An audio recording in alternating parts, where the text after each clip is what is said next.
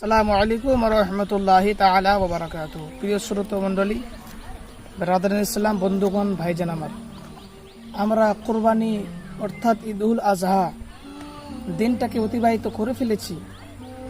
তার পাশাপাশি কুরবানি দিয়ে সেই পশুর গোশতকে খেয়ে আমরা নিজের অন্তরকে তৃপ্তি মেটাচ্ছি, একের পর দ্বিতীয় দিনগুলোকে অতিবাহিত করছি। ব্রাদার, কিন্তু আসল কুরবানি আমাদেরকে সর্বপ্রথম যে অন্তরের কুরবানি, বহু নাজায়েজ কাজগুলো থেকে যে আমাদেরকে দূরে থাকতে হবে, সেই দিকে কিন্তু আজকে মুমিন মুসলমানদেরকে কিন্তু খেয়াল আজকে আমরা করি না।